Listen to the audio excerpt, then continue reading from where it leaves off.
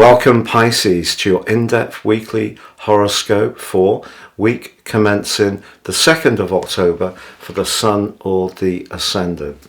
Currently in your sign you have two planets, Saturn and Neptune.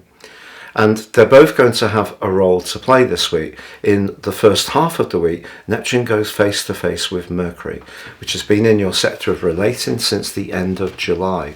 But of course it's got in a muddle because of the retrograde season.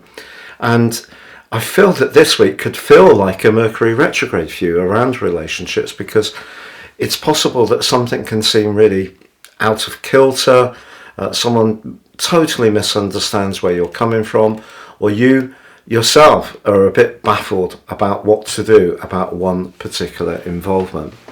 But Saturn, the other planet in your sign, aligns with Mercury when it moves into Libra on Thursday in a quincunx.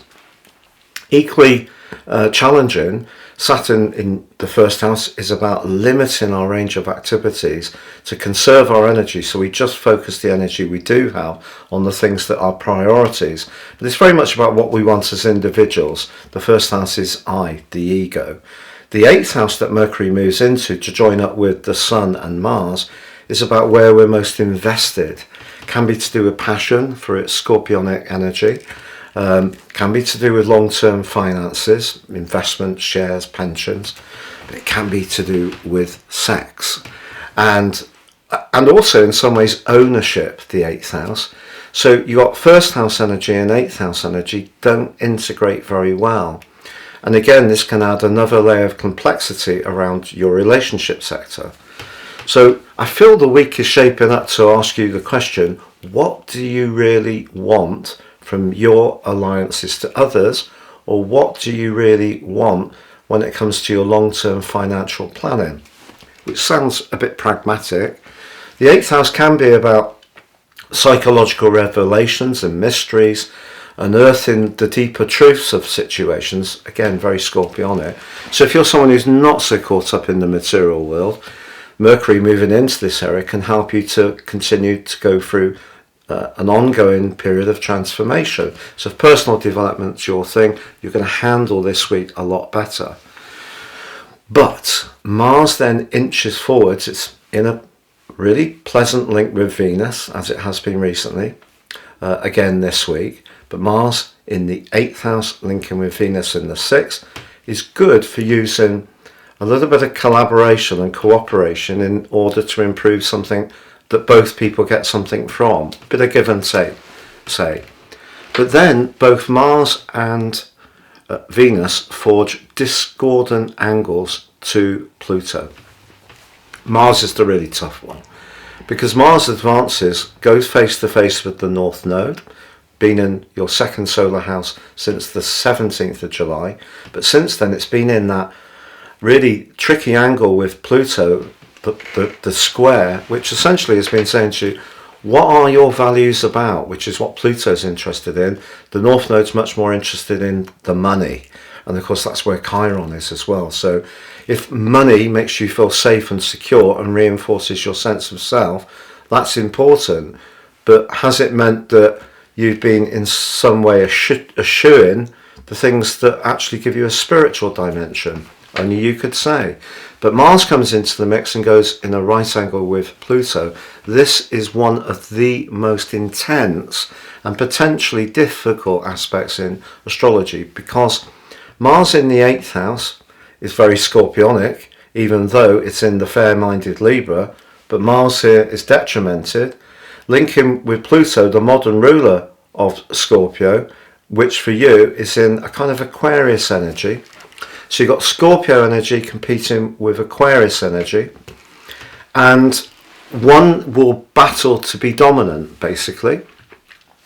So for example, if you're in a romantic relationship where the sex isn't very good and you don't really agree on the money, I think this week's influences are saying, look, do you really want to put any more effort into this? That's being really utterly, brutally truthful. If you're in a romantic relationship where the intimacy is pretty good, and you're fairly aligned about your future, keep working at it. If you're in a business relationship where the ethics of what you or someone you're involved with, or even a big, say, corporation that you may hold shares in, if their ethics don't match your ethics, for example, say they're well into old, carbon fuels, and you're someone who's really into renewables, this is a week when you can make a big decision to pull out your pot and put it into another fund which meets your sense of a need for social justice. So the 8th, 11th house is going to provoke a change. That's the thing, because the intensity and the passion involved means it's impossible to not feel its force. But if you are someone, as I said, who's really working at it, you will integrate these energies much more easily. Now, Venus forges a quincunx with Pluto. So Venus in the 6th house is about being sacrificing, but the 11th house is about the group, the network. But is it in a situation where you're continuing, as Pisces often people seem to do, to give more than you're getting back, perhaps from a friend? That's a question for you to ask yourself. Do I want that to continue? Then on Friday, the quarter moon in your sister water sign of Cancer, that for you is the 5th house and the sun in house 8. This really brings all this Scorpio energy up again around possessiveness, control, jealousy, manipulation, the green-eyed monster, leverage, where charm can be used. Obviously, Venus is in the sign of Leo, but it's in the 6th house of sacrifice, and the moon is in the kindly Cancer, very much about being protective.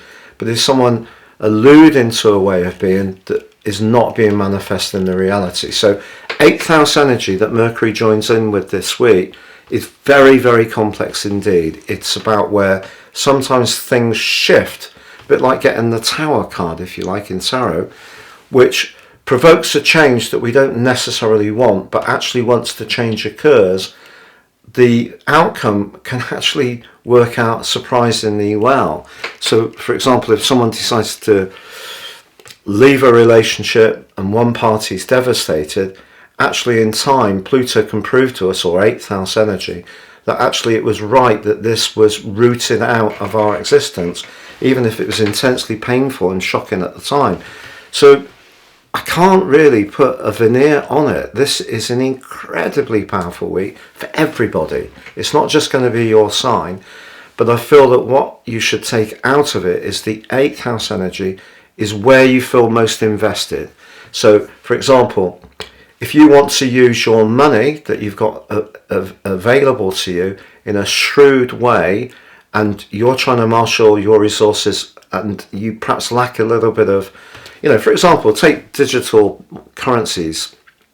I haven't got a clue about them, but so many people have piled into that and made loads of money, but of course it has fallen over a bit the last 6 or 9 months.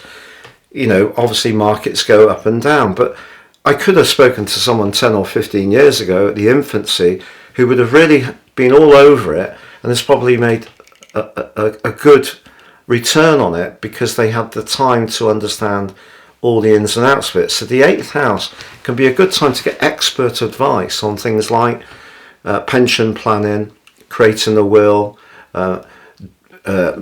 getting some funds going for funerals. Just being really honest, this is 8th house energy, but it can also be about sex. So, if there's someone in your friendship circle that you've got the hots for, is it viable for a long-term relationship? Will it spoil the friendship? Will the politics of it spill into the overall friendship group? If in a friendship group, Pluto, there's a lot of politics and backstabbing going on, do you really want to be part of it?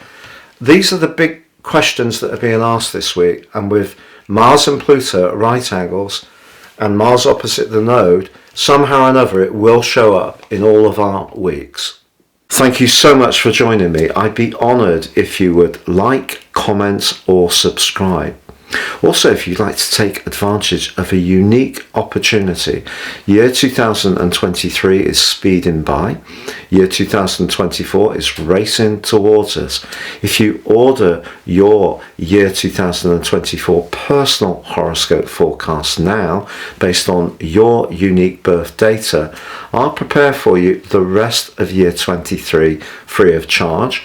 But you'll also get the whole of 24, plus in my special package of 30% off, your character analysis report, your life roadmap, which will help you to understand the patterns that have played out in your life so far and gain a much more intimate understanding of how to work with the energies that you were born with. And each chart is totally unique to the person I prepare it for. Please see the link below for more information.